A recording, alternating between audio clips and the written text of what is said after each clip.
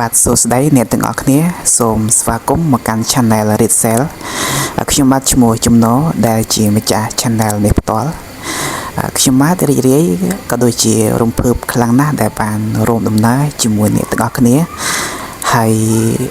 រីត្រីនេះក៏ជារីត្រីដំបងសម្រាប់ខ្ញុំក៏ដូចជាវីដេអូដំបងដែលខ្ញុំផុសចេញទៅនៅក្នុង Channel មួយនេះហើយក្នុងនាមខ្ញុំជាអ្នកអានក៏ដូចជាអ្នកសិក្សាស្វែងរកចំណេះដឹងនៅក្នុងជីវិតប្រចាំថ្ងៃខ្ញុំជឿថាសិភៅទាំងអស់ពិតជាមានឥទ្ធិពលទៅលើការផ្លាស់ប្ដូរទស្សនៈរបស់យើង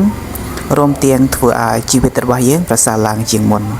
គោលបំណងរបស់ខ្ញុំនៅក្នុង Channel មួយនេះខ្ញុំនឹងធ្វើការផុសទាក់ទងទៅនឹងការអានសិភៅការចែករំលែកចំណេះដឹងរួមទាំងផុសចេញនៅសម្រងសម្លេងអប់រំខ្លីៗដើម្បី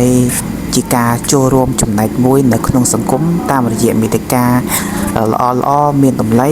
ហើយមានអត្ថប្រយោជន៍ពិតប្រាកដសម្រាប់សង្គមទូទៅហើយខ្ញុំសង្ឃឹមថានឹងមានការគ្រប់គ្រងពីសំណាក់ពុកម៉ែបងប្អូនទាំងអស់គ្នា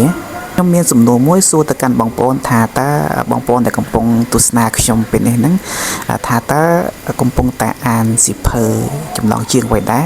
អញ្ចឹងអាចប្រាប់ខ្ញុំបានទេនៅក្នុង comment ខាងក្រោមហ្នឹងហើយ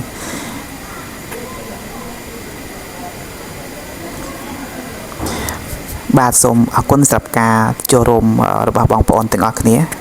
ជាចុងក្រោយកុំឲ្យវីដេអូនេះវែងឆ្ងាយពេកសម្រាប់ពុកម៉ែបងប្អូនដែលត្រូវការសៀវភៅផ្សេងបងប្អូនអាចមានទាក់ទងទៅកាន់ខាងយើងខ្ញុំបានក៏ដូចជាខ្ញុំនឹងធ្វើការភ្ជាប់នៅដំណរ link ដើម្បីទាក់ទងមកកាន់ខ្ញុំផ្ទាល់តាមរយៈ Facebook ជាមួយនឹង Telegram ក៏ដូចជា Facebook pageសូមចូលរួមជាមួយខ្ញុំហើយយើងបន្តទៅមុខជាមួយគ្នាសូមអរគុណសម្រាប់ការគ្រប់គ្រងរបស់បងប្អូនចំពោះ Channel របស់ខ្ញុំហើយយើងនឹងជួបគ្នាជាថ្មីម្ដងទៀតនៅវីដេអូបន្ទាប់នៅចុងសប្តាហ៍ក្រោយ